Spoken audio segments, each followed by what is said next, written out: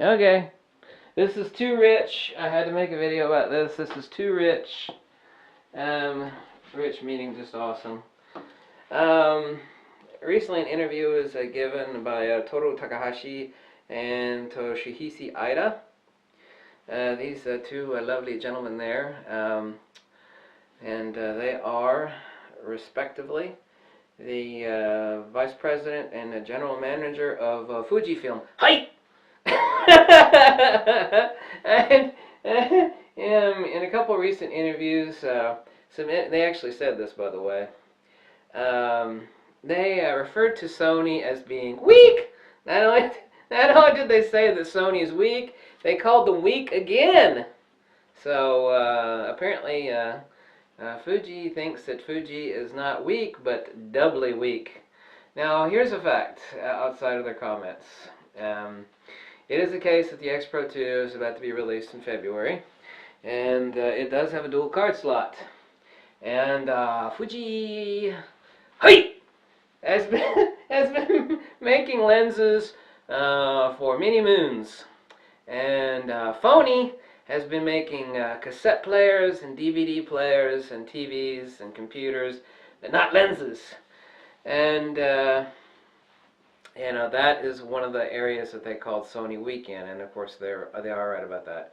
Now, as far as the dual card slot on the X Pro 2, we know for a fact, obviously, that the X Pro 2 is going to have a dual card slot. Now, the Sony recently released their latest iteration, which of course only has one single SD card slot. And every professional photographer in the world ain't never going to go on a corporate shoot or a wedding shoot with a single card. I mean, it's the same thing like me with, I've got like 200 hard drives. I got redundant data and servers and hard drive. I mean, it's redundancy. No professional is going to shoot a gig. They can pray and hope that they don't have a card failure, and anybody tells you they've never heard of a card failure, this professional photographer is a lying a-hole, because I've had it happen to me a few times. That's another reason why I'll never shoot Lexar anymore. But it is the case that the new released Fuji, well, it is a rangefinder camera, has a dual card slot. So Fuji's next camera is the X-T2 is going to have a dual card slot, obviously, which means that as of June or August, whenever it's released, that the Fuji will be a better professional platform than the Sony. Now, I think you're obviously right now contemplating the megapixel count, and of course, in the thinking of that, you would be wrong. Something else, because you can produce, the 12 megapixel Nikon D3 will still produce gorgeous 20 by 30 wedding prints and whatnot. So, the megapixel wars really are over, and what they stated in the interview that they can actually produce a better quality by concentrating on ISO and dynamic range than a camera with 36 megapixels. And of course they are right. This is true.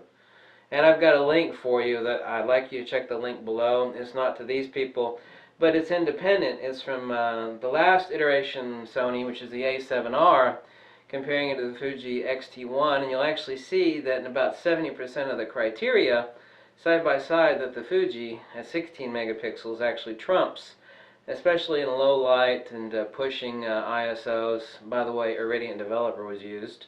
Does beat the hell out of the Sony. And the facts are there if you look at. Check the link below. So it will be the case in June and August that Fuji will have a more professional platform than Sony will. They are cranking out lenses, which they've been doing for decades, and Sony is still a slave girl to everybody else's lenses. Sony ain't, just like Nikon, it's got billions of dollars of glass factories in multiple countries. Fuji actually stated that they said that they will be top 3 companies in the camera business, meaning Nikon, Canon, and Fuji. They said that emphatically that within 5 years' time they are going to be top 3. And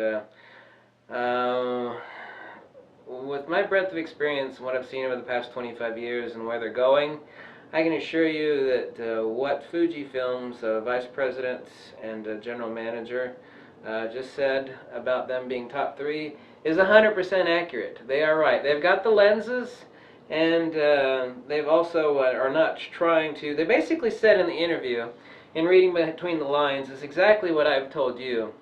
They're referring to the other camera company, i.e. Sony, as somebody that appeals to hobbyists and button sniffers rather than someone that concentrates on quality. And as I've said, cameras and lenses are always more than the sum of their parts, and people that go down spec sheets and are sniffing for buttons, and someone that is always looking at DxO mark scores and whatnot, I mean, these people are just, I mean, these are, I hate to say it, but they're kind of lowlifes. They never see you know, they don't understand the value of anything. They can count the properties of everything, but they don't understand the value of anything. And in that interview, they basically said that, you know, that's a camera company that's directed at hobbyists and button sniffers. And really, they are right. And I do love the fact that they called Sony weak, in their own words. They called them weak twice. They said that they're weak in spreading out the spectrum of trying to, you know, update stuff all the time, and you know, being everything to everybody. And they're weak in the fact that they got no damn lenses, which they don't. Sony doesn't have any lenses. They're slave girl to everybody else. And check the link below for the image quality comparison. So that that was a pretty interesting interview from the two Fujifilm executives. They said Sony was weak on two different occasions, and if you read between the lines in the interview, they basically called Sony advocates fanboys, as I call them, button sniffers and hobbyists. They didn't use those terms, obviously, but they essentially said that those people, those fanboys, as I call them, are hobbyists, and they're constantly chasing after higher and higher and higher specification charts, rather than actually focusing on quality, ergonomics, output, simplicity, the form and the workflow that goes into the use of the camera.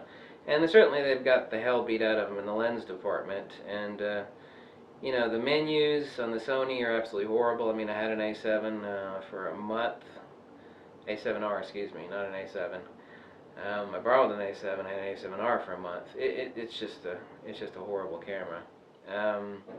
The lenses are bad enough. I mean, you know, obviously they're going to improve, but they are right. They are going to beat the hell out of Sony within the next 5 years. I mean, they've got the lenses, but more importantly than that, they're actually concentrated on putting out quality rather than, you know, spitting out a new uber awesome, you know, uber awesome toy, you know, every 10 months or so, making the last camera not serviceable and, you know, obsolete, and basically it's dropped in value 80% or more. And so that really kind of tells you the two different directions each company is going, and that's really undeniable. I mean, the fanboys will bitch and moan about it all they want, but it really is the case. So I'm glad that the two execs from Fujifilm said it, because that's exactly what I was saying. But I do love the fact that they referred to them specifically as weak, and they are correct. Thanks for watching. Catch you later. Bye.